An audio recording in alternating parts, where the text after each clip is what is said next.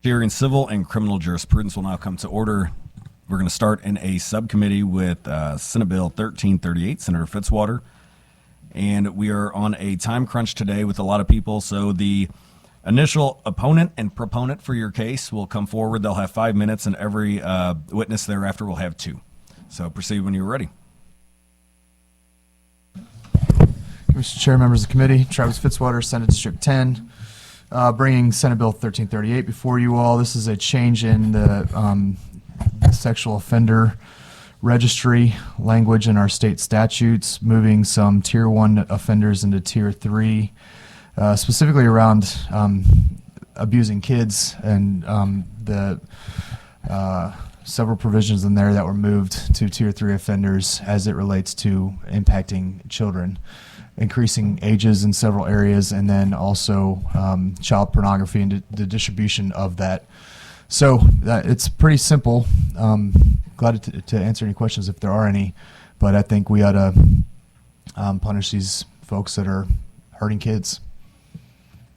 I concur. Any questions for the Senate handler of 1338? Seeing none, your first witness can come forward. Make sure they fill out a witness form, and they have 5 minutes when ready. Seeing none, the first opponent of Senate Bill 1338 can come forward. Come forward. You have 5 minutes. Make sure you fill out a witness form and proceed when ready.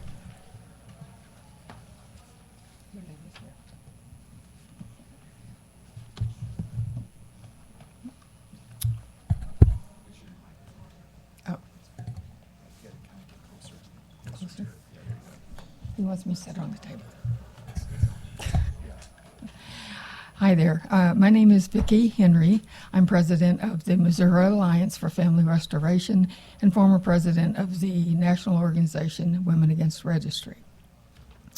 As some of you may know, last March we conducted a peaceful demonstration at the steps of the U.S. Supreme Court in Washington, D.C. to bring attention to the 20th anniversary of the Smith v. Doe decision.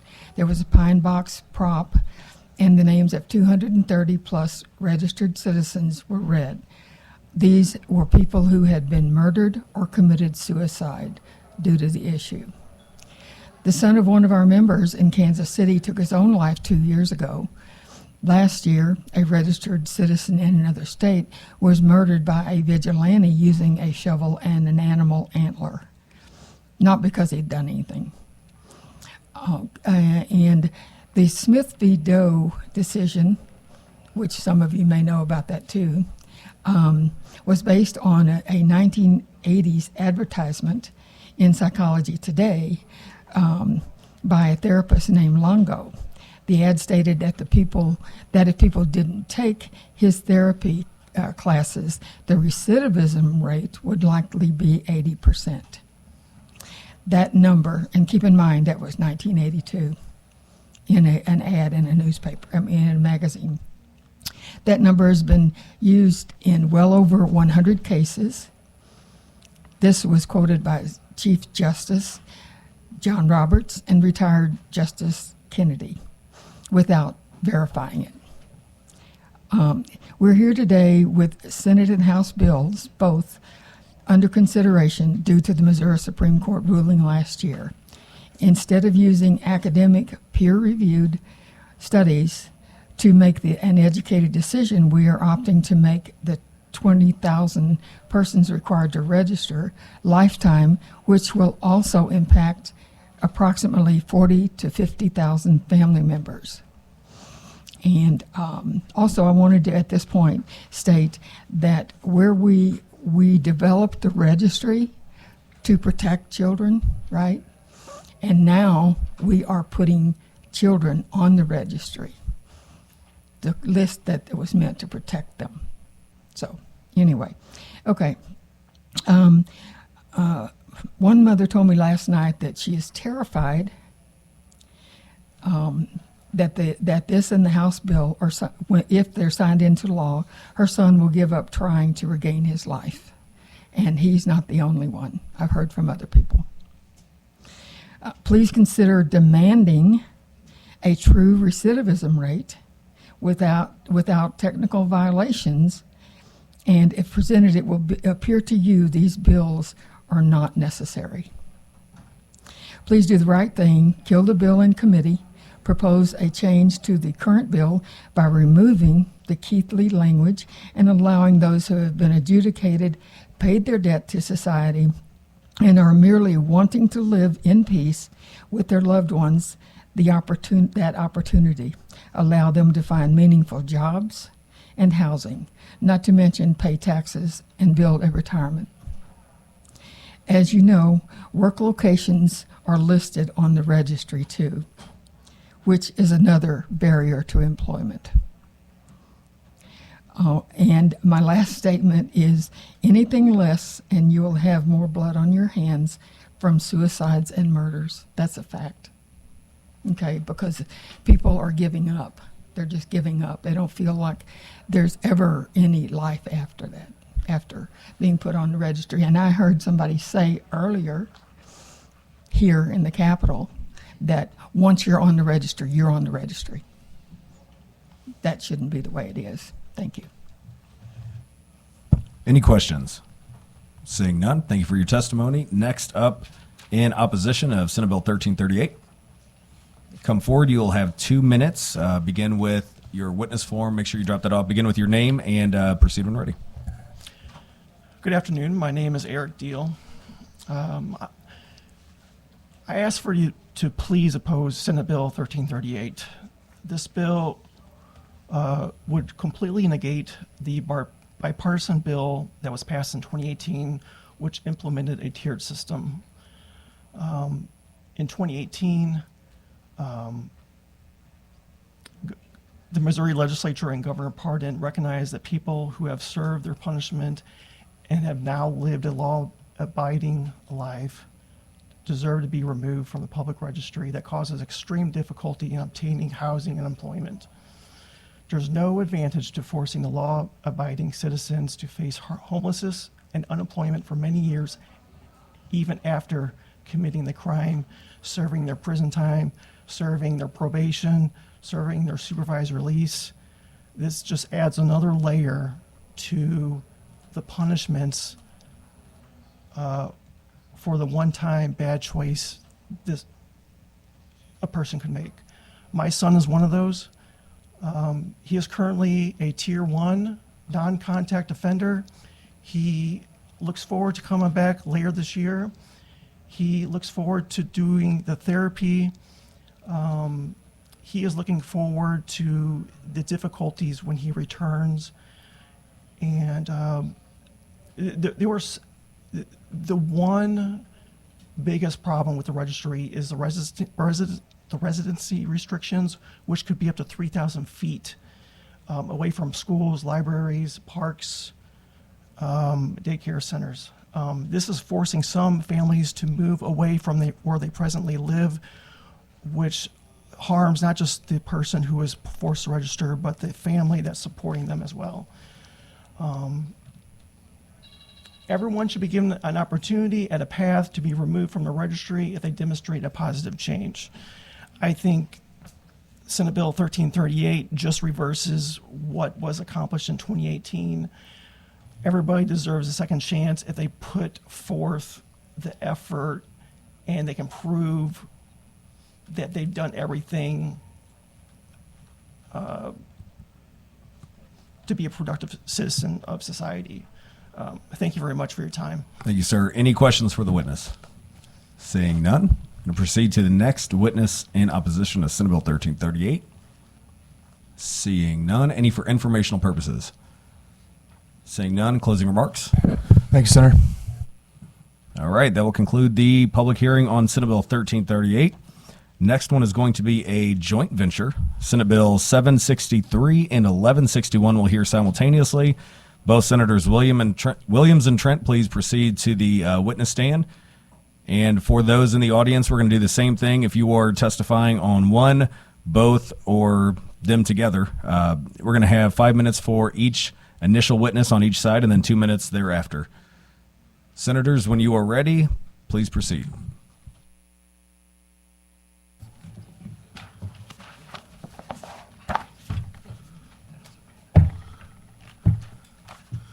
Good afternoon, Senator Brian Williams, District 14, St. Louis County.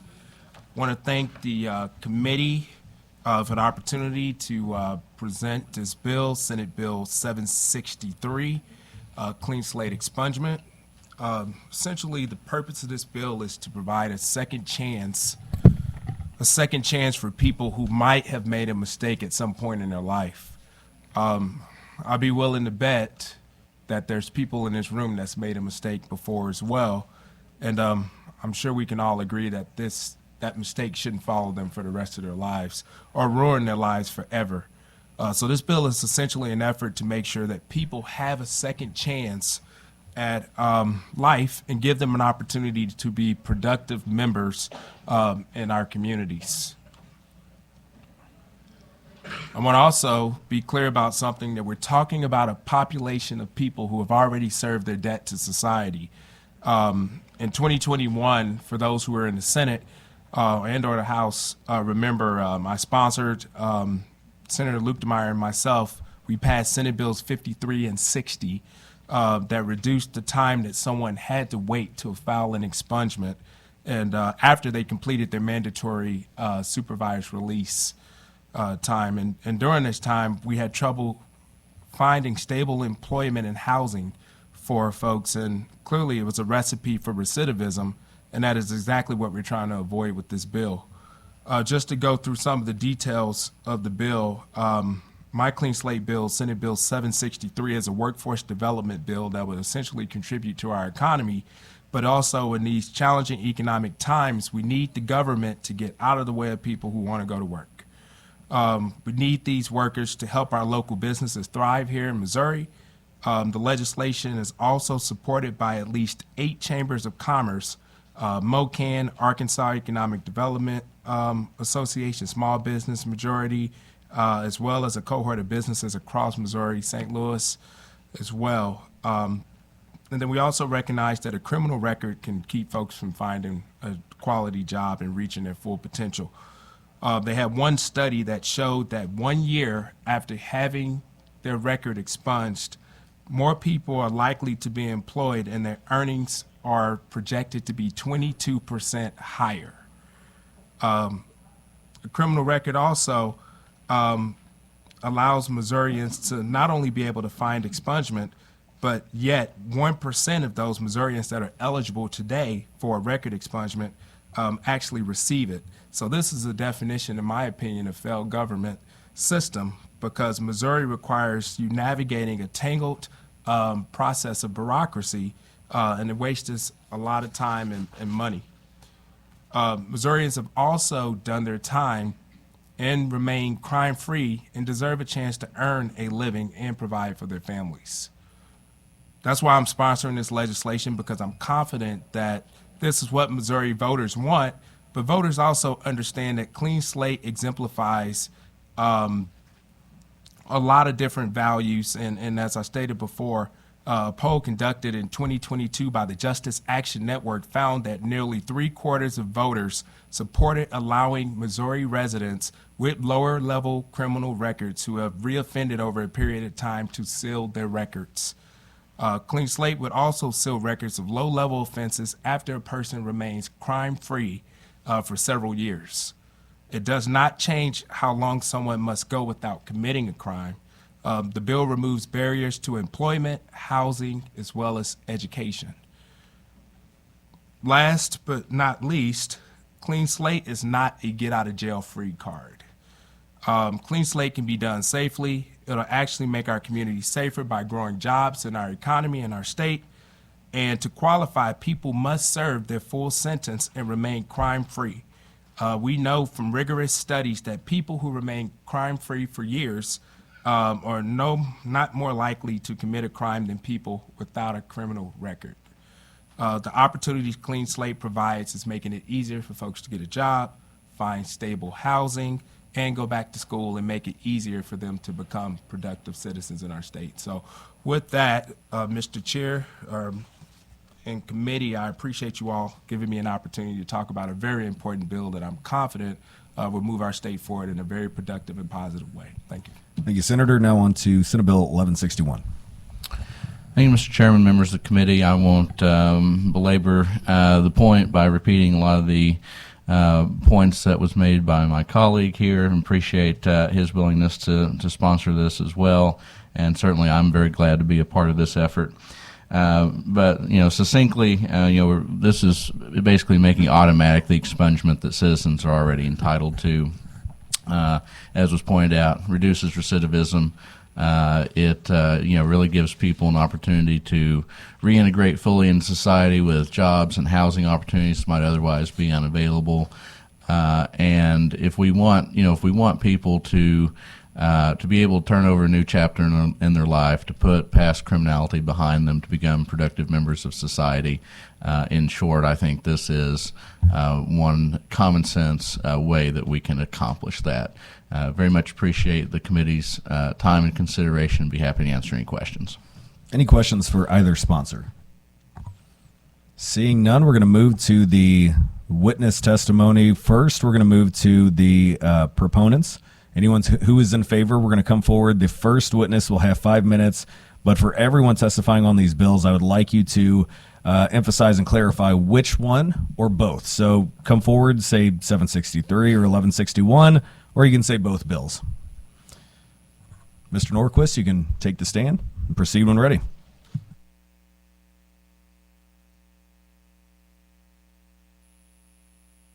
Am I on? Yeah, thank you. Thank you. Both bills.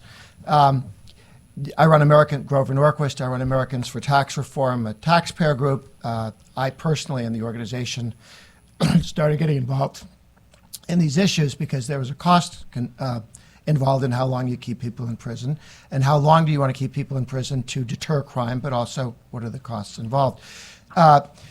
And as you look at the broader issue, I was pleased to work in Utah when they were working on this expungement issue there, as well as Pennsylvania, and more recently with the governor of Oklahoma. And what you're looking at doing with both of the bills are things that other states have looked at and decided to move forward on as well. So it's not, you're not jumping into something that hasn't been done. You're not walking into traffic. I like Senator Williams' point, which is people who have jobs are less likely to commit crimes again. But if you have a record and it's public, you're less likely to get that job, and you end up in a catch-22. These both bills both say you can earn expungement. It's not a gift. It's not a present. You do your time. You follow all the rules, and then it's automatically expunged. The fact that 1% of the people who are able to get expungement because they've done everything right actually follow up on it. I can think of all the. I hate doing paperwork. I can only imagine trying to get down to the courthouse, however, and get this done, or even on a computer. It's not easy to do. And so once you've determined that somebody's actually fulfilled all the rules, been clean for a long enough period of time, that it becomes automatic, not something that somebody has to go. And if this is their right to have this now, why not have it be automatic? Why do they have to come and ask again? If they were asking because they had to jump through some more hoops, that would be one thing, but that's not what this is. They've jumped through all the hoops that you set up, and if you want to have more hoops or fewer hoops, do that, but once you've decided what it is for expungement, there's no reason to drag somebody into the state capitol or to the local police station or however one would make that happen. I think also something that I think is important in terms of deterring crime is that in addition to this, when I went to college, they said, okay, if you misbehave, you can get expelled. But if you really misbehave, you get expunged. What's that? Well, we will keep no record that you went to our wonderful school. They had a problem, though, and that is that somebody once got expunged, reapplied, and got back in. So they said, okay, we're going to keep one record over a little list of people who've been expunged in the applications area, and this allows police, law enforcement, to have a list of people who have committed crimes in the past. So if they commit crimes in the future, that comes back into play. That isn't get out of jail card free. We're not saying that didn't happen, and it won't be taken into consideration if you misbehave again. But if you don't misbehave again, we don't need to keep bringing it up. So I think both of these are in keeping with what is passed in other states and what seems to be working well. Thank you. Any questions for the witness?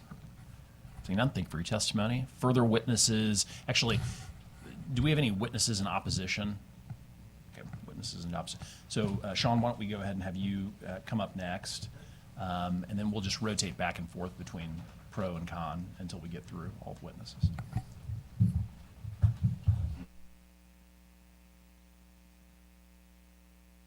Association, Missouri Sheriffs United, also have witness forms from Police Chief Association. This is on both bills. Our concern would be sentencing stuff at the end of the day. How close is that record? That kind of thing. As far as multiple time felon, if it's 6 years down the road, then we do another one. Then at 6 years, we do have another felony conviction. Then 6 years down the road, we have another felony conviction. What that would look like in this bill. So just making our stance on that. So thank you. Thank you. Any questions for Mr. Rhodes? Seeing none, thank you for your testimony. Thank Further witnesses in support?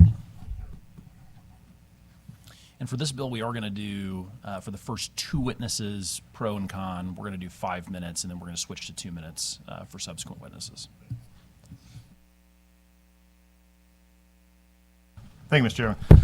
I'm Doug Collins, former legislator in the state from Georgia, also a United States Congressman, former United States Congressman here today on both bills. And I think the one of the things that I want to point out here is something that brought to me in a very conservative area that actually brought bipartisanship. And I think this is something we can actually look at. And we did this under the Trump administration. I worked closely with the Trump administration, also with Hakeem Jeffries, who's now the minority leader of the House, to pass a thing called the First Step Act, which is actually a bill that took into account a lot of the issues that we're dealing with now, recidivism rates, and how do we bring back people into our society.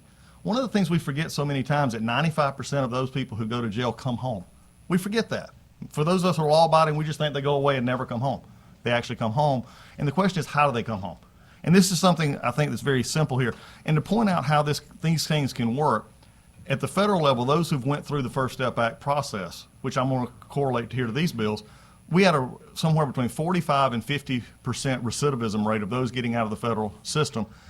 After those who pass through the First Step Act, we have it at 12%, and that's including technical violations. So it's actually lower than that. So these things can work, and I think it's a conservative piece of legislation, but also one that both sides of the aisle can actually get aboard on. And that's why I'm here, why I flew up from Georgia, because I believe these kind of things work. Because at the end of the day, this is also a bill that actually is something that you can point to actual real lives that are changed. So many times I've been in those seats just where you've been, and you say, what am I passing? Does it ever matter? Well, you actually see the people that it actually touches when you get through looking at it.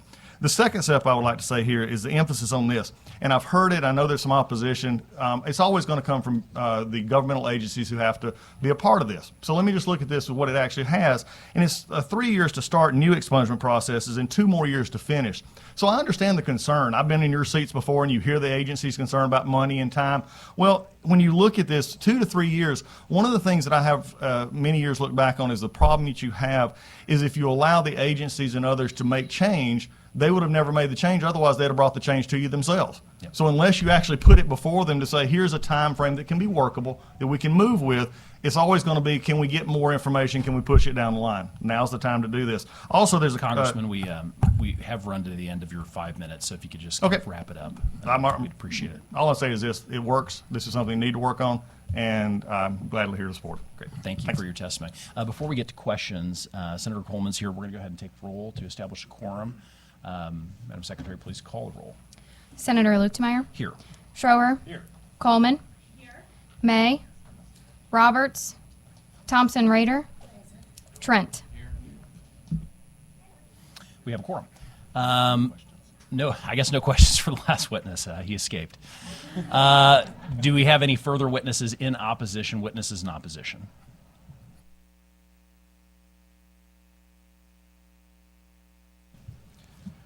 Mr. Chair, members of the committee, Eric Jennings, Government Relations Counsel at the Supreme Court, on behalf of the Judicial Conference of Missouri. And I would say our opposition is not on the merits and not on the policy, it's purely on the mechanics. And as the bill is drafted, and even with the timelines, which we appreciate, setting a delayed date on many of these things, we don't believe it can be implemented if enacted this year. So, Eric, I do want to touch on that because a lot of the things that have been talked about in the testimony, I think we all agree with. Like, it's a cumbersome process for people to have to go and petition the court for an expungement when they're eligible for it. There are certain benefits of people having their offenses expunged, namely the ability to get a job and be productive members of society and not reoffend.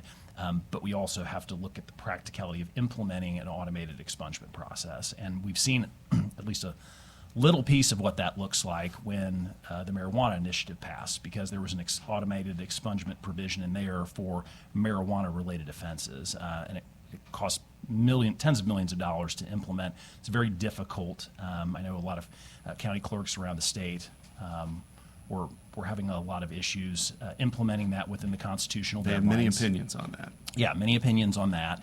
I did, since we've now noticed it up for hearing, we do have a fiscal note. It looks like the first year of implementation, 38 million, second year of implementation, 63.8 million, and then it says 76.1 million or higher going forward. So there's also a huge cost to implementing this. Can you kind of talk through that? What's driving these cost numbers? Well, I can only speak to what OSCA has provided for the fiscal note. I know a good portion of the amount that you cited there is probably also Highway Patrol. OSCA had estimated 5.7 million one time and 12.9 million ongoing. In our case, that would include a good number of FTE for new clerks. I know the term automatic is used, and it is automatic from the perspective of the individual who meets the criteria. But we would have to go through program development on this. There are a number of assumptions made in terms of the drafting of the legislation and the process that don't actually have any corresponding information or data in the court automation system. So that would have to be developed. Those programs would have to be set up and developed. The hiring of the staff and the training of the staff would have to be done. And so when I say it likely could not be implemented in the amount of time given, in that a lot of that is that upfront stuff. And just to kind of get down in the weeds a little bit on it, so what we're talking about is a lot of older criminal records are paper files. They've not been digitized, and so in order to search through those files and determine if somebody was eligible for an expungement, you would have to have human beings digging through boxes, identifying expungible offenses versus non-expungible offenses under the bill, and then implementing the expungement automatically. Setting apart even the pre-e-filing, the older files that we're having to deal with marijuana right now, even in the electronic realm, a person would have to be involved to accomplish this expungement. Right. It cannot, according to the data that's in the system and the pieces that are required to be matched, cannot be automated in order to ensure that the proper person is eligible and is the person who is eligible for that expungement. So, and I'm going to put you on the spot a little bit with this question, but what's the judiciary's best estimation as to how long it would take to build a system to accomplish what the bill is purporting to do? I think that's probably an answer that I could provide you after some initial discussions with the proponents. Okay. But I can't at this time tell you exactly how long that would take. I just know that the feedback that we had internally on how it is drafted now is that it could not be accomplished by the two time dates put in there currently. Okay. Any further questions for Eric? Yep, Senator Thompson-Rader. So in looking at the fiscal note, I'm not seeing, what about the expenses that we're saving? Because the court system is atrocious with it, is clogged up as it always is, and everything's delayed and pushed back and all of that. So is there a savings on that end that isn't being realized in the fiscal note? Is there savings from expungement? From the Some process type that of an we're impact. currently doing? As long as both systems are coexisting, you're not going to realize any savings from having two on top of each other, the petition-based and the automatic expungement. In terms of the savings, writ large,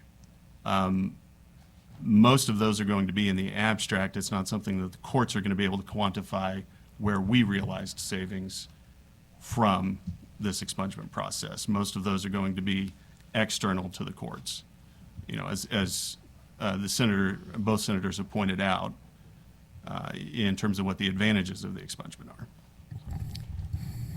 And I'm just going to follow up on Senator Thompson-Rader's question just a little bit. So just to make sure I'm understanding this, so expungement by its very nature, the person has fulfilled their sentence and they're asking to have their criminal record expunged. So we're not going to see any cost savings from a reduction in incarceration because the people who are eligible for the expungement, they're already out of the Department of Corrections, right?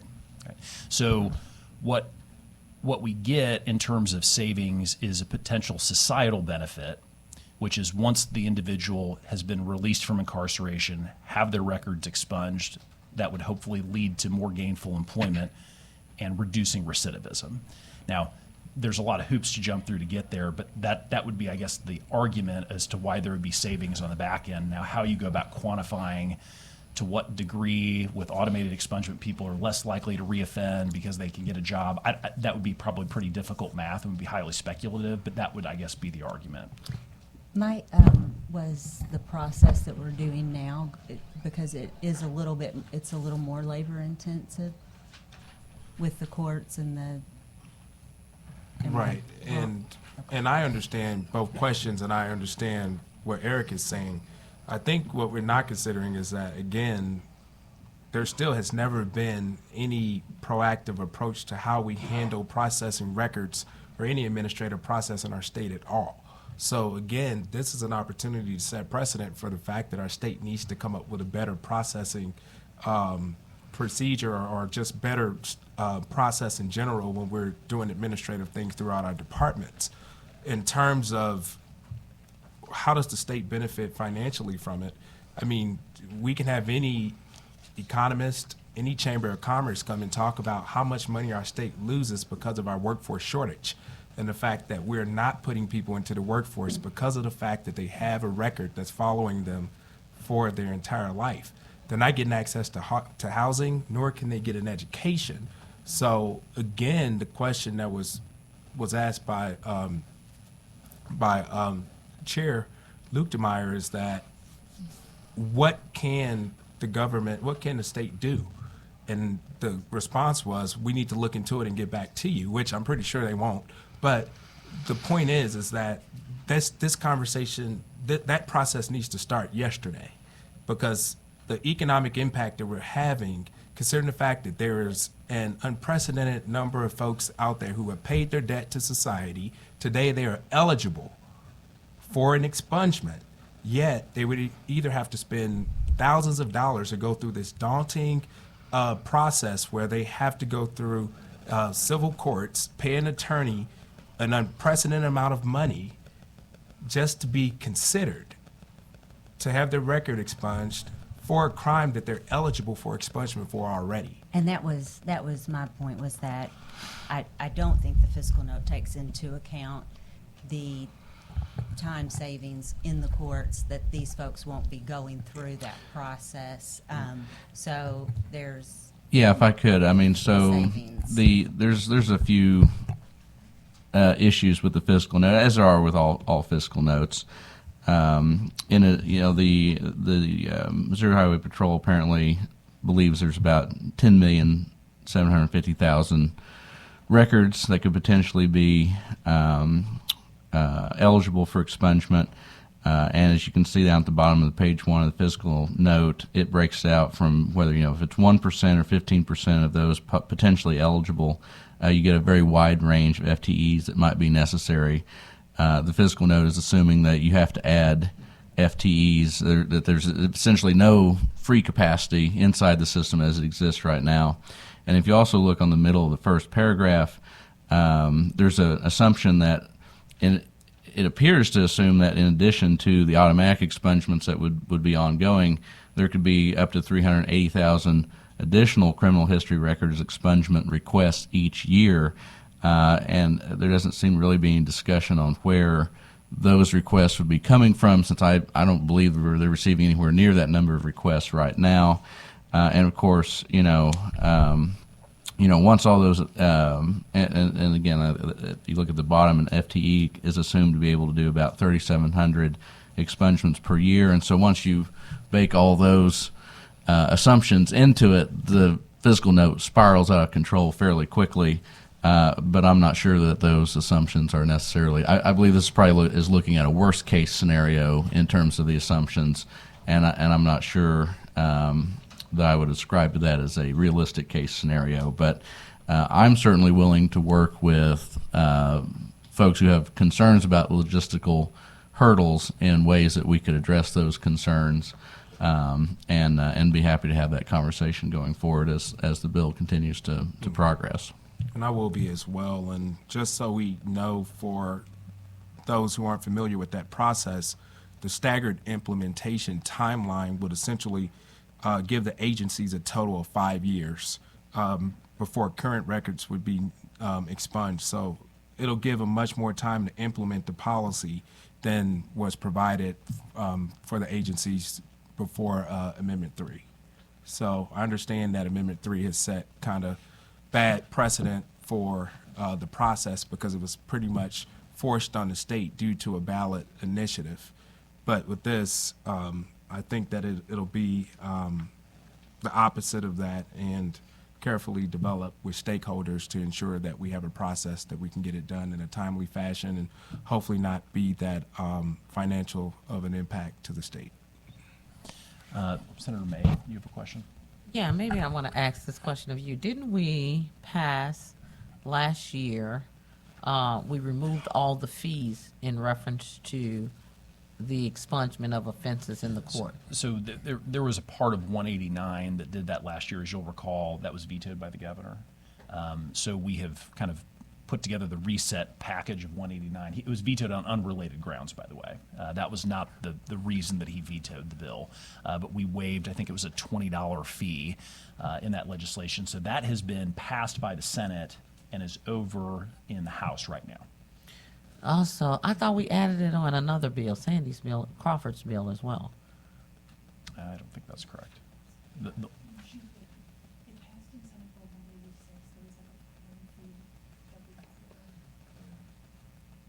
Right. Okay. Well, So we'll go. We'll look at that. But one other question I wanted to ask you. And so also, did we take care of how many misdemeanors and felonies could be expunged? Yes, we increased it. And again, that was part of 189, the vetoed provision in 189 last year, Okay. which was included in Senate Bill 754, which is Okay. over in the House right now. Okay. We passed it right before spring break. Right. And so are we including, because I'm looking at this bill, and it's including some language in reference to the number under this automated provision. I just want to make sure that it's not in conflict of what we've already done. So I think we increased the number from 2 petition-based expungements to 3, if I remember correctly, in what we passed right before spring break. So I would have to go back and look at the bill and Okay. look at the consistency between those. Very good. That was my concern. Go ahead. Any further questions for Eric? Seeing none, thank you for your testimony. We do have a quorum present.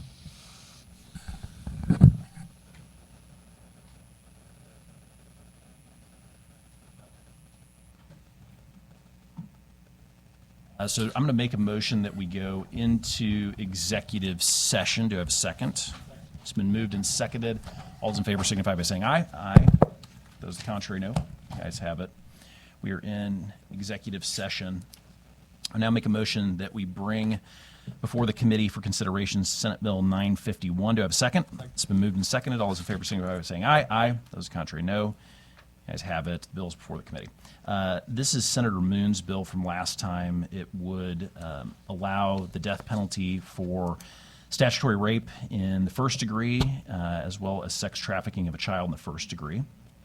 That is the legislation. There is no Senate committee substitute. Any discussion on the bill? And so this is the one that's adding death penalty to those offenses. Yes, that's the bill that we heard right before spring break from Senator Okay, May. very good. Any further discussion? Seeing none, now make a motion that we vote do pass Senate Bill 951. Do I have a second? It's been moved and seconded. Madam Secretary, please call the roll. Senator Luetkemeyer, Aye. Schroer, Coleman, Senator Coleman left her vote with the chair. Senator Coleman votes no. Senator May, No. Senator Roberts, No. Thompson Raider, Trent. By your vote of 4-3, you have voted do pass Senate Bill 951. Next up before the committee is Senate Bill 1468. I would make a motion to bring the bill before the committee. Do I have a second? It's been moved and seconded. All those in favor signify by saying aye. Aye. Those contrary, no. You guys have it. The bill is before the committee. This is the bill that I presented before spring break. We do have a Senate committee sub, which I'll explain in a second. What this does is it would eliminate the ability to use eminent domain against a religious institution such as a church or synagogue. The Senate committee sub, all it does is it increases the scope of the bill to any governmental entity before it was written to just apply to counties. With that, be happy to have any discussion before I make a motion to adopt the Senate committee substitute. Senator May. Yes. So when you say an eminent domain, because the way I read it, it's saying that they wouldn't have the power to condemn these properties. Right. So eminent domain is a condemnation proceeding. So that's what you're doing whenever you're exercising eminent domain, is you're condemning the property and the government's taking it. So this is just saying that if you have an active church or religious institution, that you cannot use eminent domain to confiscate a church. There's one exception that we put in the Senate committee substitute for utility easements. That was something that was requested by the municipal league, but otherwise it would just, any active house of worship, you would not be able to exercise eminent domain to condemn that property. Okay, so I want to have further discussion on this because, sometimes they have to condemn property when it doesn't meet code and certain parts of the property is falling down, there hasn't been any repairs, and the imminent danger of people that are passing by. And I know a lot of churches and places in the city that had to be condemned, people moved out, they fixed the property and then they're using it now. Yeah, I don't think that would fall within the scope of eminent domain, but I'll put it this way. I'm happy to, if that is an issue, to have an offline conversation and fix that in the floor substitute. Yeah. And you have my commitment to do that if that is an issue. Yeah. Because if a building's not up to code, you want to have the government still have the ability to be able to make sure you're bringing these buildings up to code. This is specifically to address the situation where you have, assuming an active house of worship that doesn't have any code violations, the government cannot force a church to shut down. Okay, so we want to make sure that it's not unintended consequences Agreed. because, I know of one church where the wall was falling in and they were still using it for youth. You got me? Yep, So, fair very enough. good. Fair enough, yep. I will commit to work with you on that Thank you. Before we go to the floor. Any further discussion on Senate Bill 1468? Seeing none, I would now make a motion that we adopt the Senate committee substitute for Senate Bill 1468. Do you have a second? It's been moved and seconded. All those in favor signify by saying aye. Aye. Yeah. Those contrary, no. Ayes have it. We've adopted the Senate committee substitute. I would now make a motion that we vote do pass Senate committee substitute for Senate Bill 1468. Do you have a second? It's been moved and seconded. Any further discussion? Seeing none, Madam Secretary, please call the roll. Senator Luetkemeyer. Aye. Schroer. Senator Coleman. Leaves for vote with the chair. Votes aye. Senator May. Aye. Roberts. No. Thompson Raider. Trent. By your vote of 6-1, you have voted do pass Senate committee substitute for Senate Bill 1468. Now make a motion that we exit executive session. Do you have a second? It's been moved and seconded. We are out of executive session. Back up on the bills from Senator Trent and Senator Williams. I think we left off with witnesses in opposition. So next up, witnesses in support. Since we've heard from two witnesses on both sides, witness testimony going forward will be limited to 2 minutes per witness.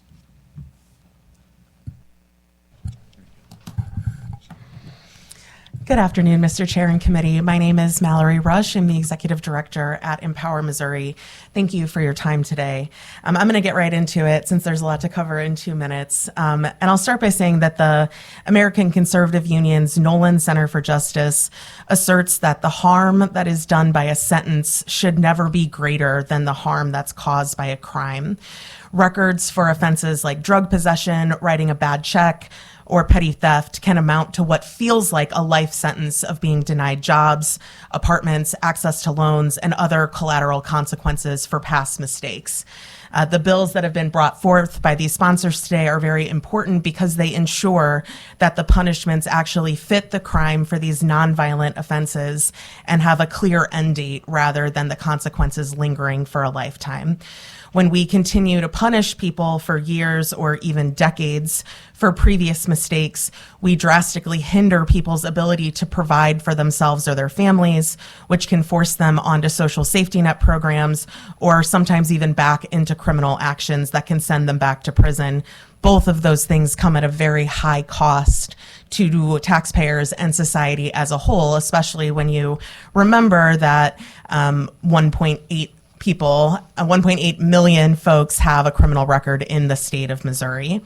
I want to use the balance of my time to talk about some of the implementation challenges that have been brought up, or concerns about challenges that I should say. One of the things I want to point out is that Senator Trent did make an amendment to this bill after last year when concerns were brought up about implementation to clarify that these bills would only apply to digital records. So there would be no digging through boxes looking for old paper records. So I think we have some work to do with the folks from the courts to really try to understand the provisions in the fiscal note, because we don't, in the other states where this has been implemented, Pennsylvania, Michigan, Utah, the cost has been very, very less than $5 million in all of those states, because it's really just the cost of putting that algorithm in place, and then the human work is very, very minimal after that. Thank you for your testimony. Any questions for the witness? Seeing none, thank you for your testimony. Further witnesses in opposition? Any other witnesses in opposition? Seeing none, further witnesses in support?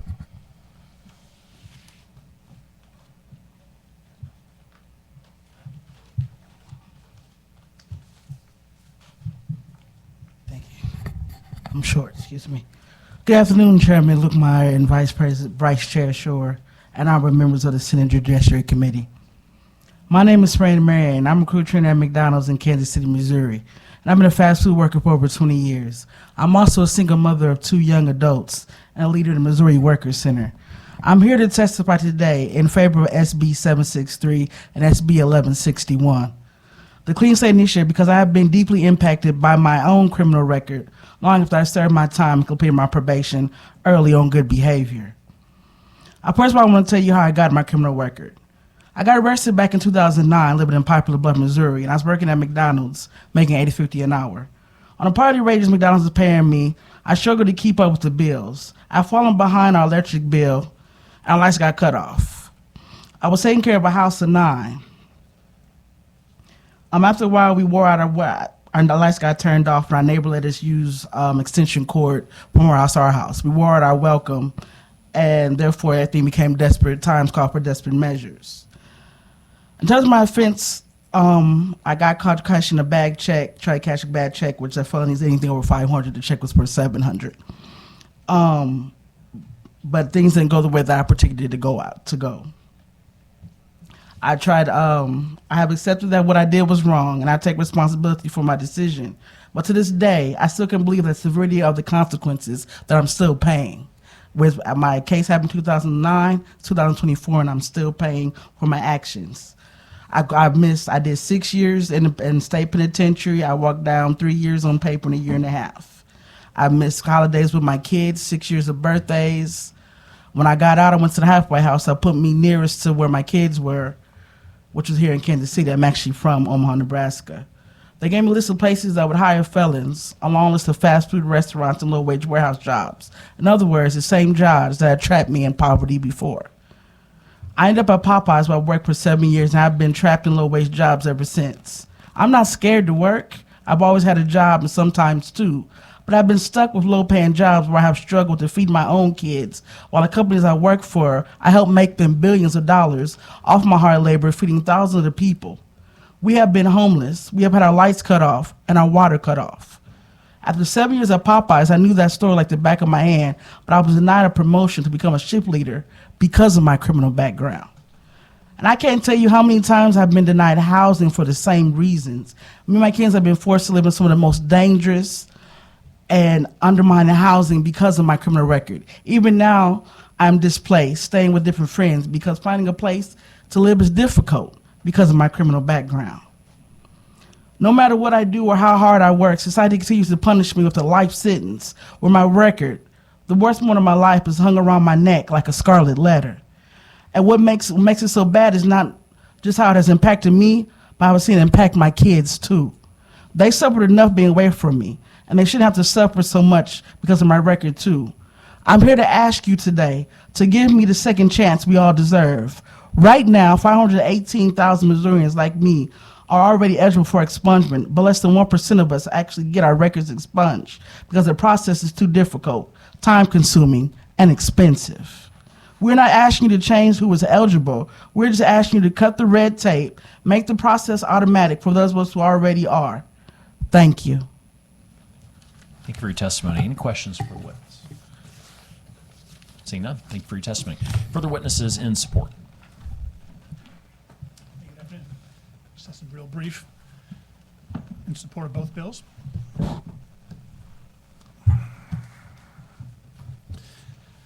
Good afternoon. My name is David Ballinger. I'm with Faith and Freedom Coalition, and on behalf of our 2.5 million members and supporters nationwide, we urge consideration and passage of both pieces of legislation for the full Senate floor. We've all heard the positive implications behind these two pieces of legislation. No one would deny that crime should be punished, but punishment should not continue in perpetuity. Those who have paid their debt to society for low-level and nonviolent offenses and who have reformed their lives deserve to be given a second chance and fully welcomed back into our society. Collectively, these bills would provide a pathway for those convicted of lower-level offenses, serve their full sentence, return to society, remain crime-free, and are eligible for electronic expungement. And they will receive this life-changing opportunity automatically over a course of 5 years. The opportunities Clean Slate provides to encourage returning citizens to live a crime-free life have been successful in the states where it has already been implemented, including the original effort in Pennsylvania from 2018, its expansion just this past December in 2023, as well as Utah, Michigan, Oklahoma, Colorado, among many, many others. In fact, overall, with the entire implementation of some form of expungement within this country, over 40 million records have been sealed. We expect this number to keep growing in the next few years and would urge Missouri to be next on this list. The practical real-world benefits of Clean Slate are well documented, as expungement of electronic records for lower-level offenders provide for an increase in workforce, including many skilled workers, employment opportunities with better wages and benefits, stronger credit ratings, better and safer housing opportunities, more stable families and safer communities, and significant incentives to remain crime-free. While these benefits are substantive, both these bills ensure the efforts remain targeted to penalties and timeframes that research has demonstrated to be safe and effective. Drug trafficking, serious violent, sexual, and gun-related crimes are excluded from these efforts. Providing individuals with a second chance at redemption and an opportunity to earn an honest living and provide for their families is core to our values at Faith and Freedom. This is why we urge you to quickly and favorably report both these bills out of this committee to the full Senate. Thank you for the opportunity to testify today and for your thoughtful consideration. Thank you for your testimony. Any questions for the witness? Seeing none, thank you for your testimony. Further witnesses in support.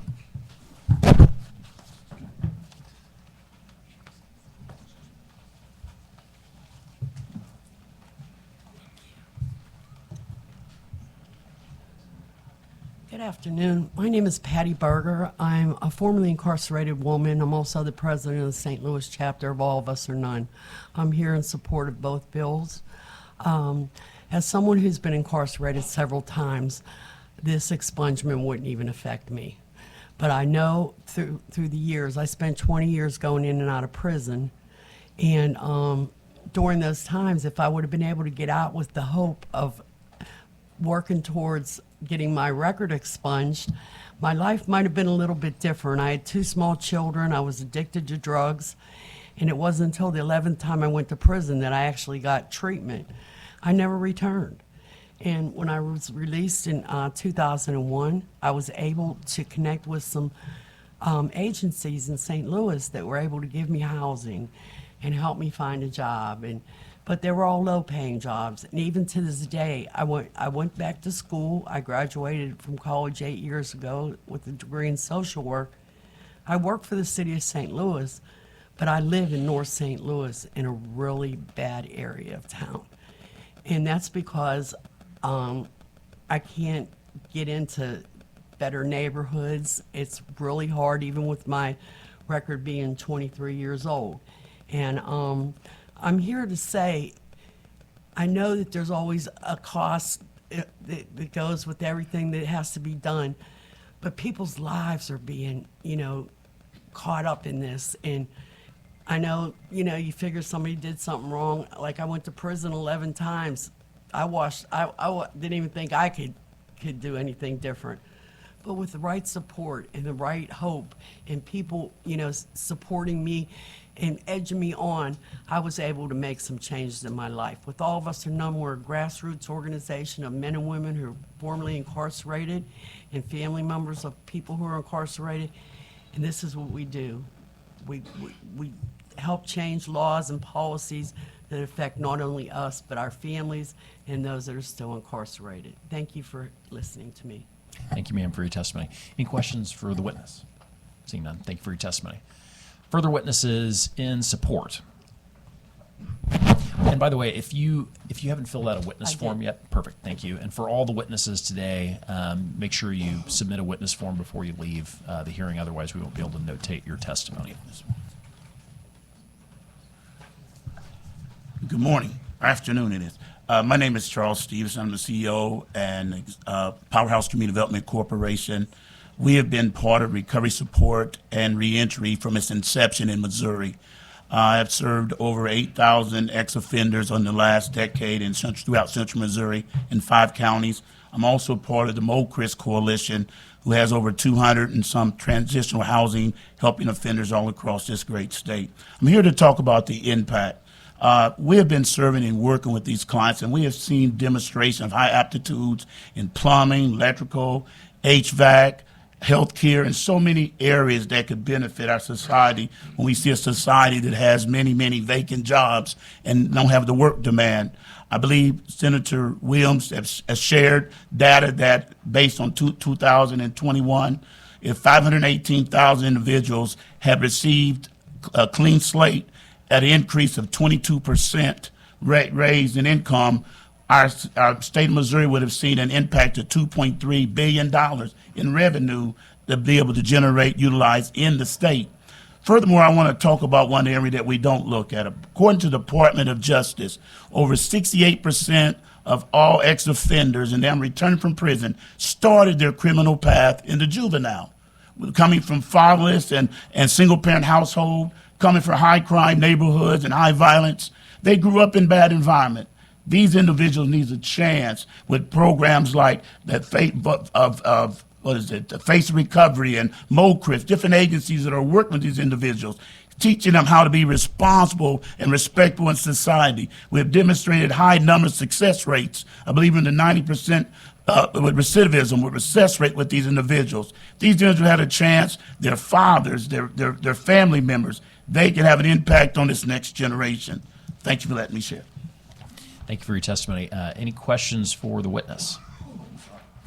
See, you're safe. You're safe. Seeing no questions. Okay. Thank you for your testimony. Further witnesses in support. How y'all doing? I'm Kevin Morgan. I'm in support of both bills. I'm the founder of Sent One Ministries, a transitional living program for formerly incarcerated individuals, as well as a full-fledged mentorship program for returning citizens. I myself did 9 years of supervised incarceration because I was a product of my environment. I grew up in an urban neighborhood where that's how we had to live. I had no other choice. But after going through that, doing my time, fulfilling my probationary time, after 10 years, I tried to go file for a nurse because I lost my grandmother in 2001. She died. So I learned the nursing field, and I tried to become a nurse. That couldn't happen because of this dark cloud over my head. I tried to file for expungement. They only let me release one expungement because there's a one lifetime felony law in Kansas City, Missouri. I have 3 drug convictions. They only allowed me to do 1. Now, that I'm in my position where I've graduated from UMKC. I feel like there's no reason why this should be holding me back. I could be the next councilman right now if I would have that opportunity.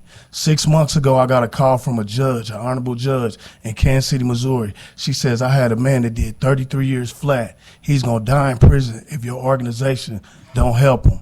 I took it upon myself to go meet him in shackles. I said, would you like to be set free? The man said yes.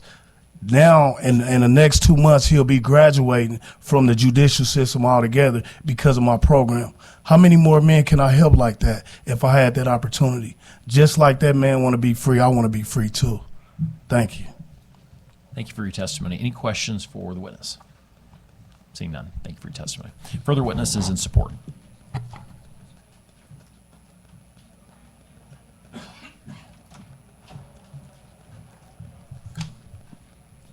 Good afternoon. My name is Rebecca, and I'm in support of both bills. I am here to talk on behalf of Powerhouse. I am a person with lived experience who also works in the field trying to help those that are trying to find a new way to live and who are facing barriers. When I was driving up here today, I was thinking about a guy that I'm actually helping right now who has been given the chance with the housing voucher, right? But he has nowhere to move into. Nobody will accept the housing voucher because of a felony that he has, the background. And I know for myself, I have not committed a crime in 13 years, but because of my background, I do have barriers of where I can move. I'm a productive member of society today. I had somebody, hear my story and believe in me and wanted to give me a chance. Not everyone has that. And so I'm just asking that those who do qualify, that you do please allow us to have a clean slate and let us be the productive members of society, be people that are trying to make a change for those that are still lost, and to be able to provide for our families. That's all I've got. Thank you. Thank you for your testimony. Questions for the witness? Seeing none, thank you for your testimony. Further witnesses in support?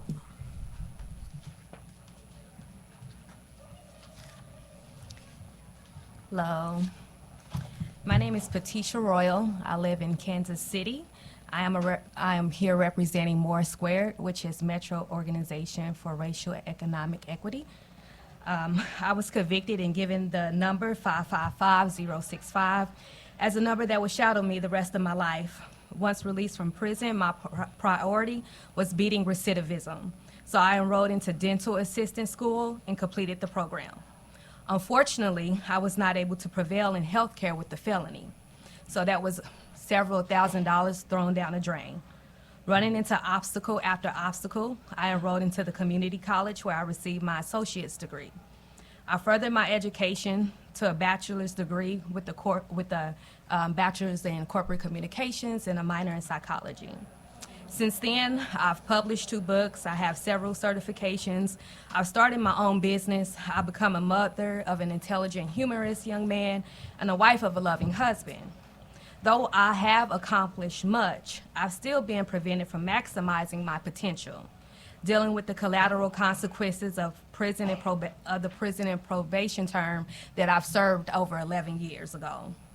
Blocked from using my dental assistant certification in healthcare, being turned down for positions I am qualified for, being discriminated against for housing and occupational licenses are just a few of the many preventions I've encountered. I am now a devoted organizer with More Square, helping individuals who have been directly impacted by the justice system. I'm here today to respectively challenge you all to set aside the weight of being a Democrat or Republican and to focus on humanity, focus on compassion, love, and equity, and vote yes on the House bill, on the House bill Clean Slate.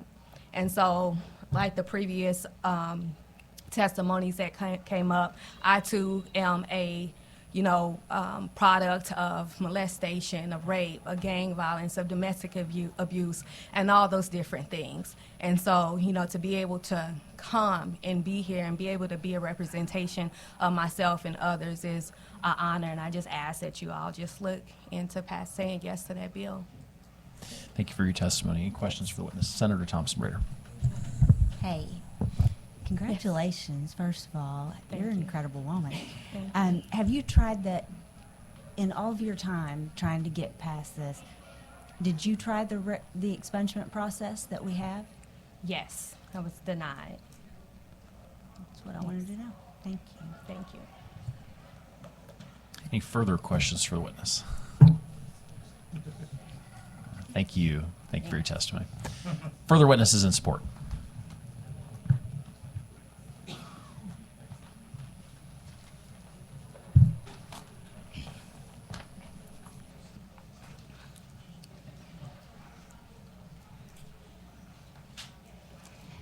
Proceed when ready. Thank you for this moment. My name is Sheena Eastburn. I'm here with More Squared. I am also system impacted. However, now I work at a law office for Tom Nord in Springfield, Missouri, and you've heard a lot of support, so I'm just going to talk about the process that we go through at a law office.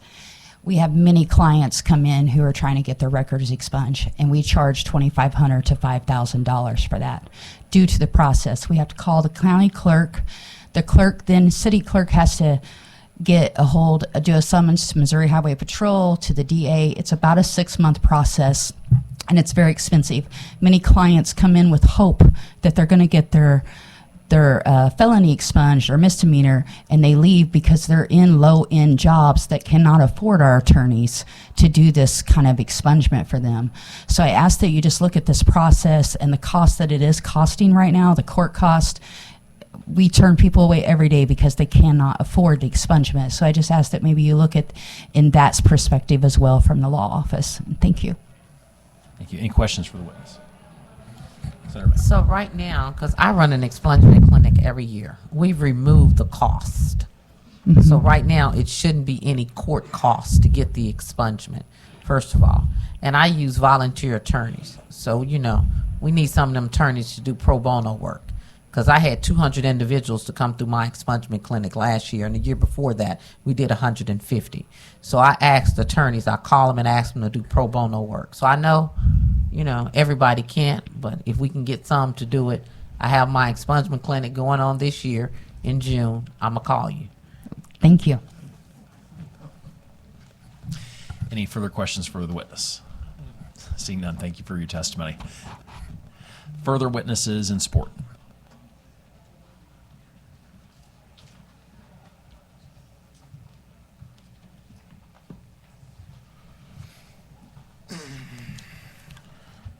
Good evening, ladies and gentlemen. My name is Cortez Lewis. I'm a representative of Moore Square, Lean On Me Ministries, and Wayne Lawn Care LLC. I was released from prison on 2/8/2023. I did 13 years. So upon my release, it is with God's help and guidance, I have accomplished so much in little time. I reconnected with my cousin, Pastor Kevin Morgan at Lean On Me Ministries. God spoke to me behind those walls. I need you to go help my people that are counted out. Tell them I count them in. So when I have we have a major problem here. I tried to get my old drug cases expunged, expunged from my background, but I couldn't. The problem was the cost of it all. I asked y'all to please say yes to the bill, the clean slate bill. Thank you. Thank you for your testimony. Questions for the witness? Seeing none, thank you for your testimony. Further witnesses in support.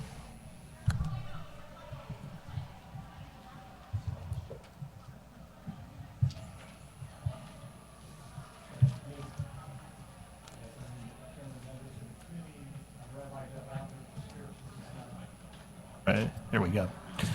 Try it again. Good afternoon, Mr. Chair, members of the committee. I'm Rabbi Doug Alpert, the spiritual leader of Congregation Kolami KC and a longtime faith ally of Stand Up KC and Missouri Workers Center.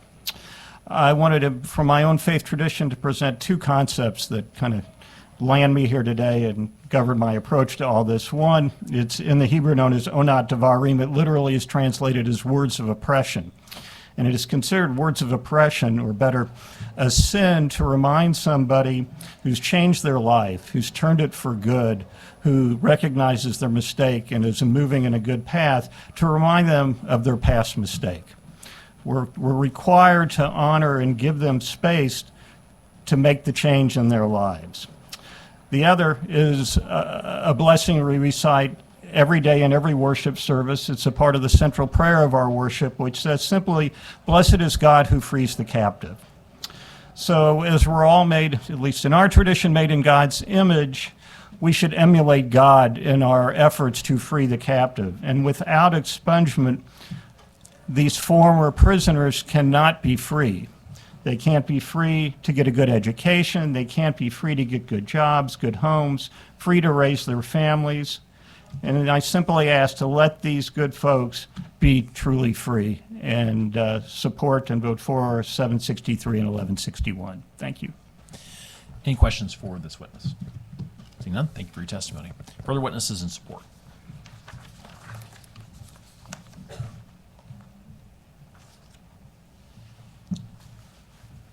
Afternoon, Mr. Chair, members of the committee. My name is Noah Bond. My name is Noah Bine. I'm with the Justice Action Network. We work on bipartisan criminal justice bills that keep folks safe, and I'm here to support both bills. I just want to make a few quick points.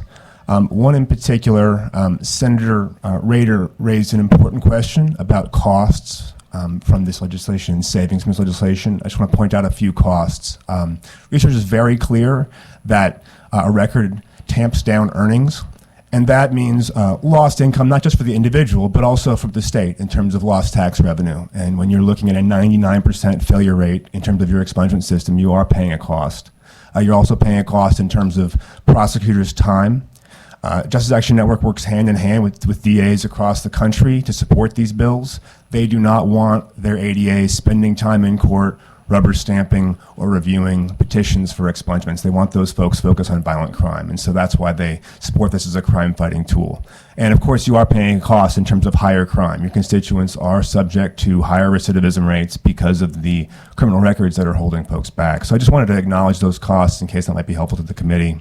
In addition, there was a comment from the law enforcement representative about their concern that the bill would keep them from accessing records. And I just wanted to read from the bill. Nothing in this section shall be construed to limit or impair the subsequent use of any record maintained by the court for the purpose of any law enforcement or prosecutorial investigation or activity, including any arrest or findings of guilt expunged under this section by a law enforcement agency. Goes on to list these out. I just want to be very clear that the bill would not limit law enforcement's access in any way.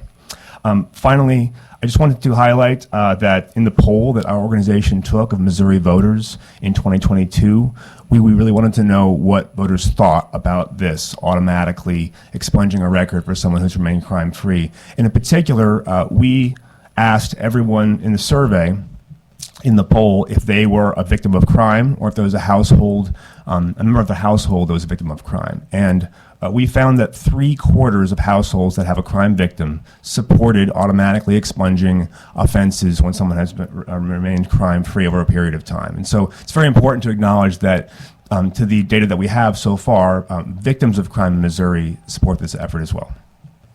Any questions? Any questions for the witness? Senator May. So you're talking about other associated external costs. The cost that I was talking about was the cost that was that we removed that became effective last year, August 28th, was Senate Bill 103. And it was House Committee substitute for Senate Committee substitute for Senate Bill 103. And it removed the $250 cost on the petition for each infraction. That's the cost that we removed. So that shouldn't be a cost. So I understand it might be other external costs, but that cost should not be there. as of August the 28th of last year. Yes, as I understand it, that's correct, Senator. Any further questions for the witness? Seeing none, thank you for your testimony. Further witnesses in support?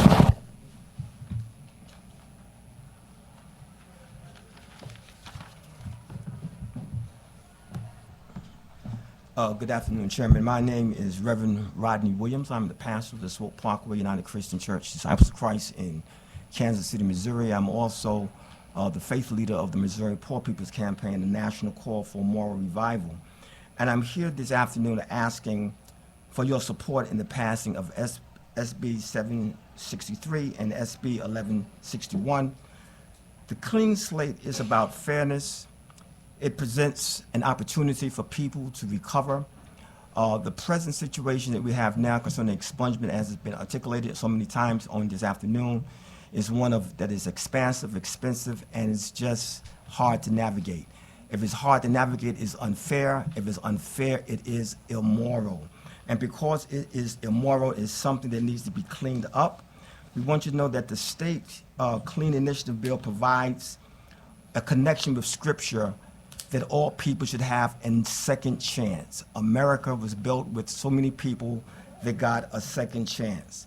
Anytime something is unfair and immoral, it needs to be corrected if it can, and this is something that can be corrected, and we ask that you would support the passing of these bills so that so many people can be set free. Thank you.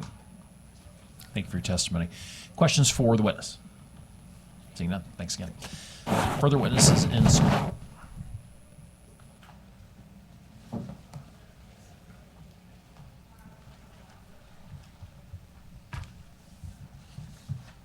Good afternoon. My name is Susan Glassman, and I'm testifying on behalf of Women's Voices Raised for Social Justice, and I'm testifying in support of both bills.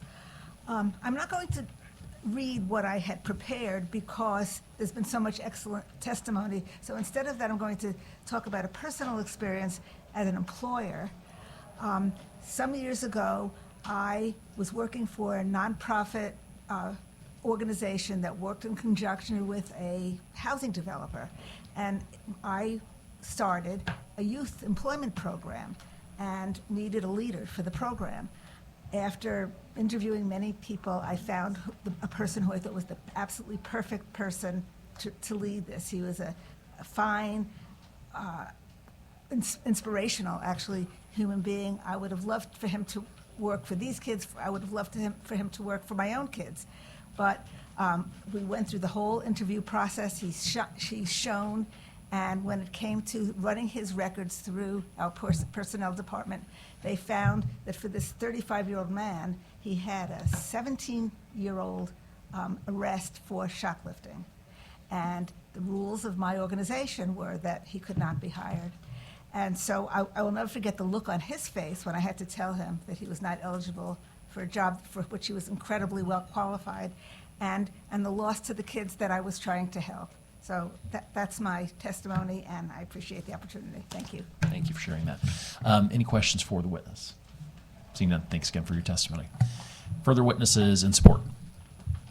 And we're going to start with 1 minute of testimony now. We do have another bill after this, and we are going into session at 4. So brevity is appreciated. And by the way, there is no shame in saying we agree with what previous witnesses say and entering your name on the record. That is appreciated by the committee.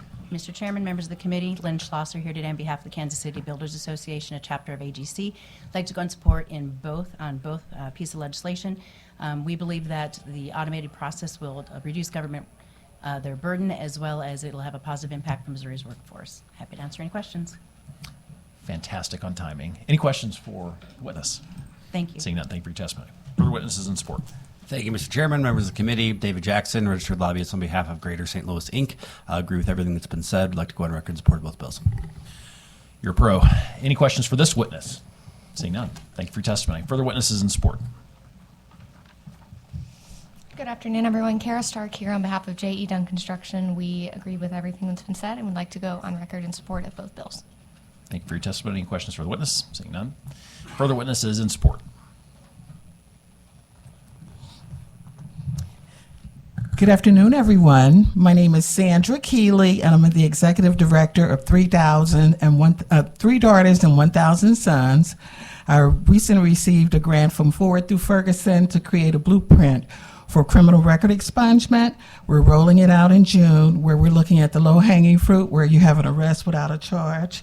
And so I completely support both of these bills, and thank you for listening. Thank you for your testimony. Any questions for the witness? None. Thank you again. Further witnesses in support. Good afternoon, Mr. Chair, members of the committee. Philip Arnzen with the Missouri Chamber of Commerce and Industry, and we'd like to go on the record in support Any questions? of both bills. Any question for the chamber? Seeing none, thank you for your testimony. Further witnesses in support.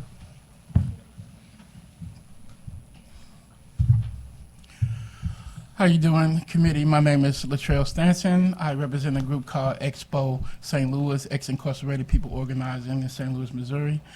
I just want to give a personal spin on what it's like to try to navigate with criminal record.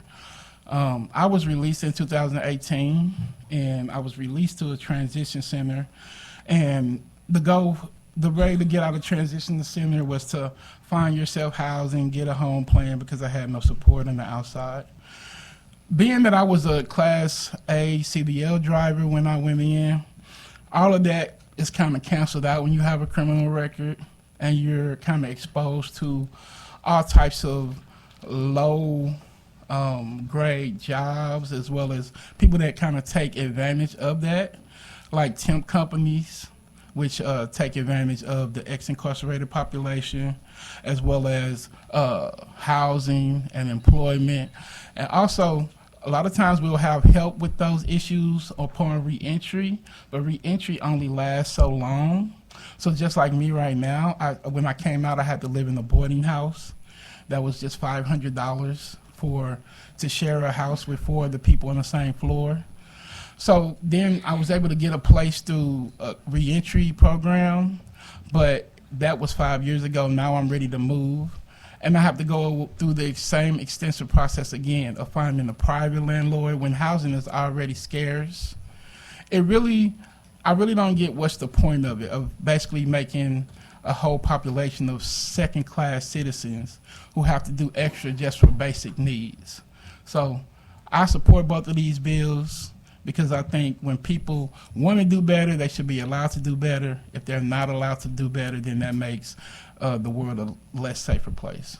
That's all I got. Thank you for your testimony. Any questions for the witness? Seeing none. Thanks again. Further witnesses in support. My name is Michael Dunn. I pastor First Christian Church here in Jefferson City. I'm a new Missourian and Jeffersonian, and so I'm a new taxpayer and a new person in the mix. So I'm grateful for the chance. Thank you. I learned about these bills a couple of weeks ago, and as I've gotten familiar with them, thinking that it wasn't going to kind of get to this point, and so I'm grateful that it's here. And I echo what other folks say. I mainly want to just be on the record as somebody who supports these bills and just acknowledge that they are just and they make a lot of good sense for a lot of people. Thank you so much. Thank you for your testimony. Any questions for the witness? Seeing none. Further witnesses in support. Hi, Sharon Galway Jones on behalf of Dream.org and the Missouri State Conference of the NAACP, on record in support. All right. Any questions for Sharon? Seeing none, thank you for your testimony. Further witnesses in support. Afternoon, committee. Kurt Wick, member of the Missouri Catholic Conference. We'd like to go on record in support of both of these bills. Thank you. Any questions for the conference? Seeing none, thank you for your testimony. Further witnesses in support. Seeing none, any witnesses for informational purposes only? Seeing none, that will conclude the hearing on Senate bills. Oh, for informational purposes? Please proceed. I registered online, so my information should be there. My name is Brian Feemster. I'm the Circuit Clerk of Greene County, Missouri. I'm providing information today I hope will be helpful in vetting these bills. Our experience expunging marijuana charges in compliance with recent amendment that was added to the Missouri Constitution gives valuable insight into what to expect from these bills. Greene County clerks spend more than 2 hours per marijuana expungement case.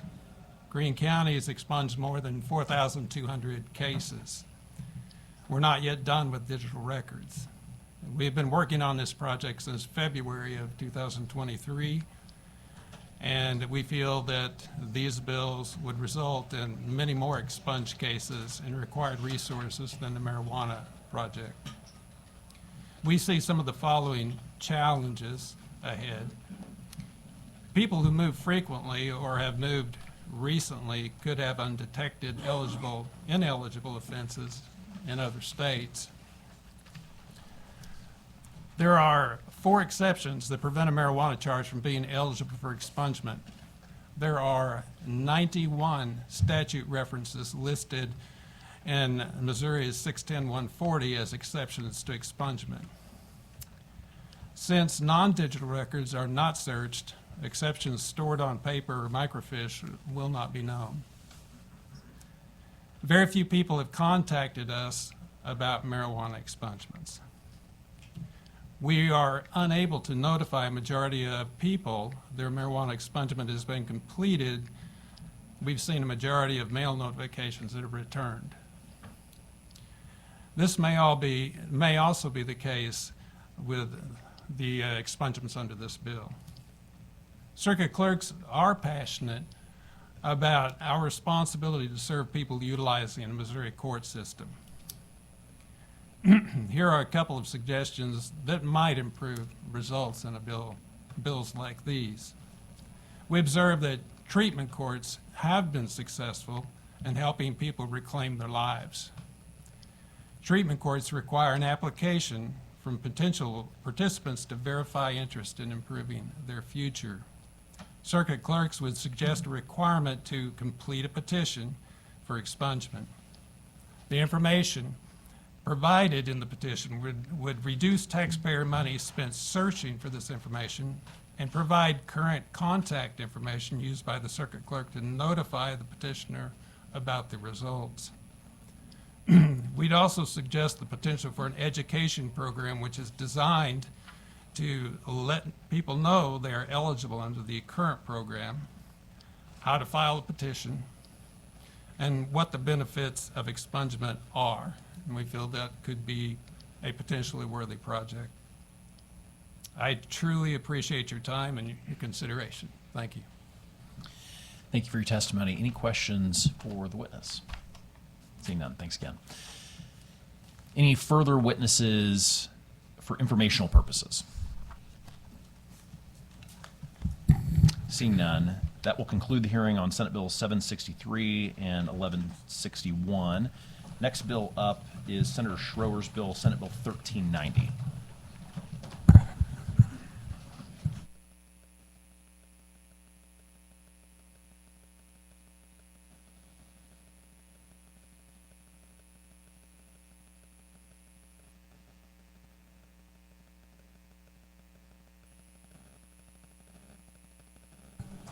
Thank you, Mr. Chair, members of the committee, and I'm going to try to be brief as we have caucus and session.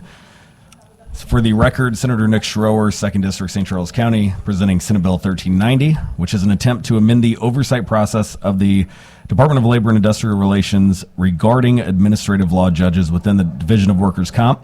The current process relies upon Administrative Law Judge Review Committee to carry out a series of performance audits and votes of retention on individual ALJs every other year.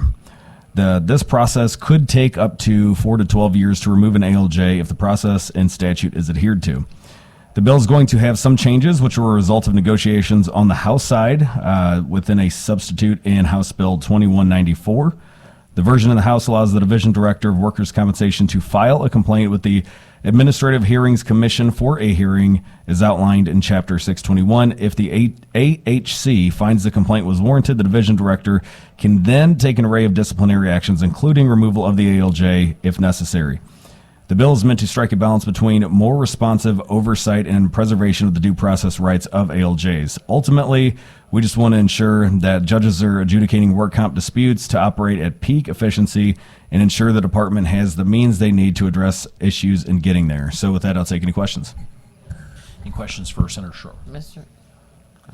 Senator Coleman first, and then Senator May.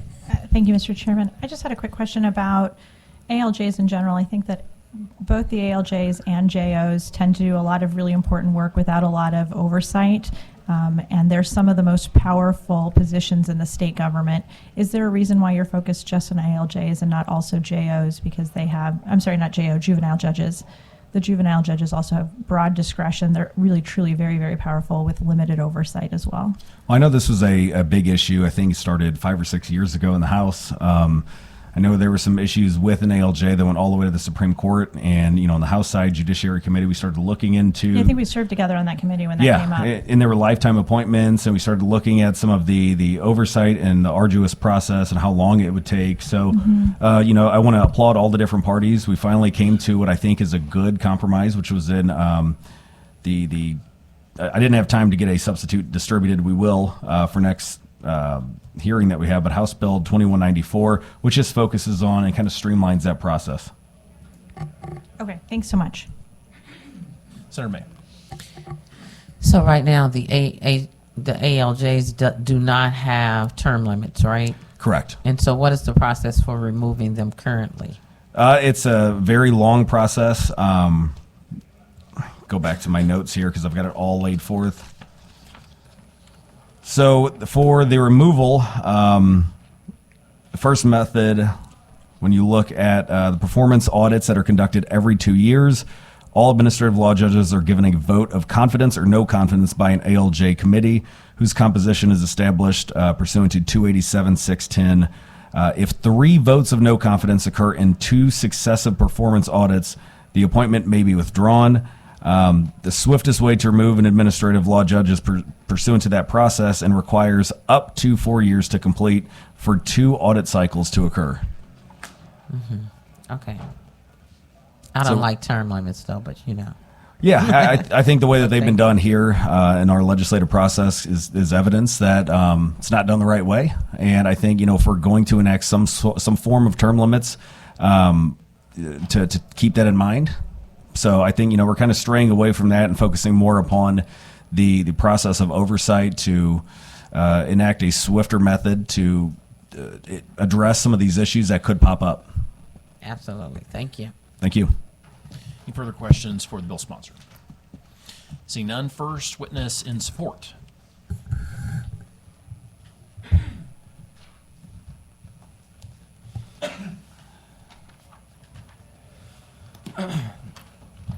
Thank you very much, Mr. Chairman, members of the committee. Logan Hobbs, Legislative Liaison for the Department of Labor and Industrial Relations.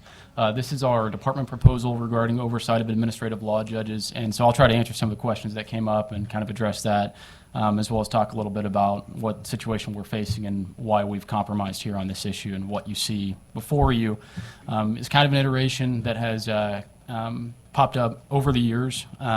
Like the Senator said, House Bill 2194 had some compromises in it that we had worked with the House Judiciary Committee a long time on to get that moving.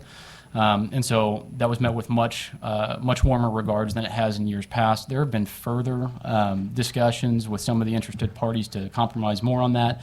And a couple of weeks ago, right before spring break, all of that was exec'd out unanimously through Judiciary Committee the week prior, and then also exec'd out of legislative oversight unanimously as well. So we're really happy with the balance we've stricken, and it's doing very well on the House side.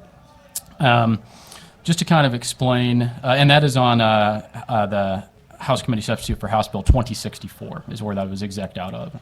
So that language I can get to you at any time. It's actually in what was distributed to you prior to when this hearing started. So in that packet that has those tracking changes with the yellow bar on top, that was distributed by me, and it goes through what all those compromises and what those changes to the statute are.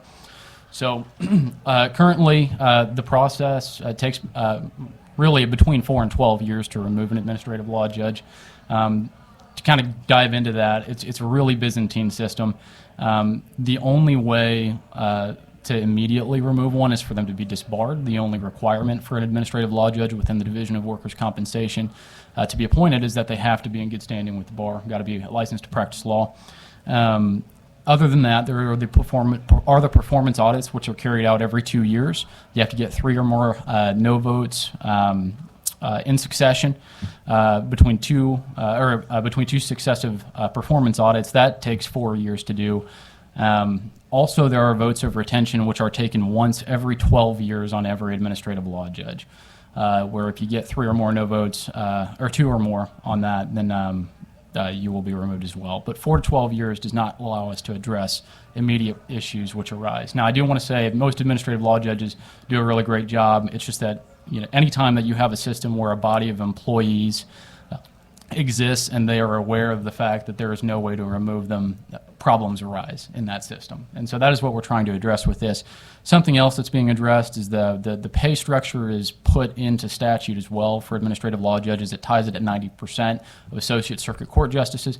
The problem with this is that these are executive employees as well. So when there are appropriations set forth for executive pay increases like what we have seen, we have to give them both.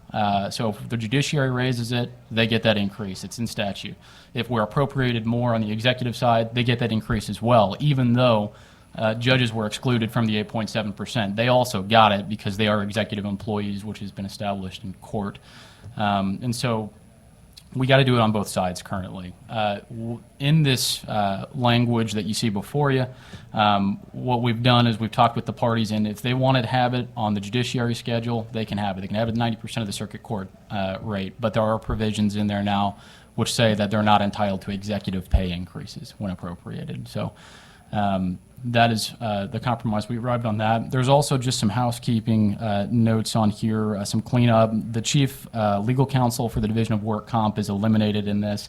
That position does not exist. We have a consolidated Office of General Counsel that happened years ago in the Department of Labor. So that's cleanup language. Also, there is some language regarding the changing of name and the fee structure or the fee payment on open ongoing PTD cases. That's just because those cases are kept open even after final awards because they can take decades and decades for workers' compensation cases to finally be closed in full. And so if an attorney needs to change the name, if they've passed away or if a new attorney is coming on to their firm, they need to be able to do that. That's just us changing the information on the file. In addition to all that, just want to say that I really appreciate the Senator's sponsorship of this. It's been great to work with all the parties involved and compromise on this, and I'm happy to answer any questions regarding this. One question that had come up, why are we only focusing on administrative law judges here? Because that's the only administrative law judge in work comp in the Department of Labor. It's not more wide-reaching than that for us. So I'm happy to answer any questions. Questions for the department? Senator May. Yeah. So basically, let me get this right. So in the House bill, you also put term limits in the House bill as well. There are no term limits in the it's just language that's going through the House right now. So in this bill, it is. No.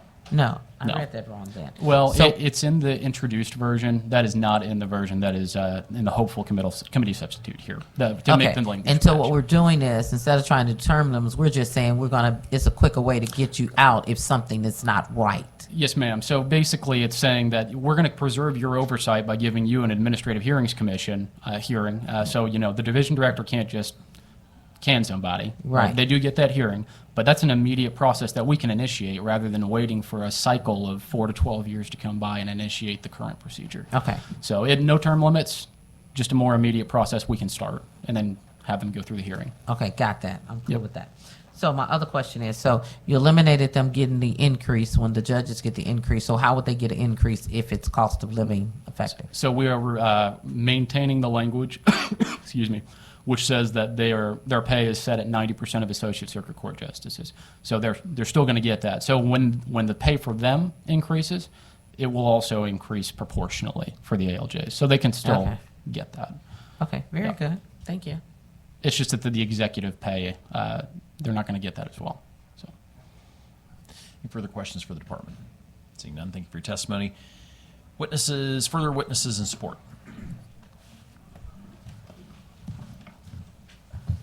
Mr. Chairman, members of the committee, Ray McCarty, excuse me, President of Associated Industries of Missouri, want to go on record in support of this legislation. Happy to answer any questions. Any questions for Mr. McCarty?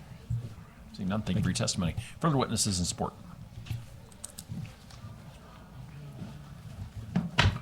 Good afternoon, members of the committee. Philip Arnzen again with the Missouri Chamber of Commerce and Industry.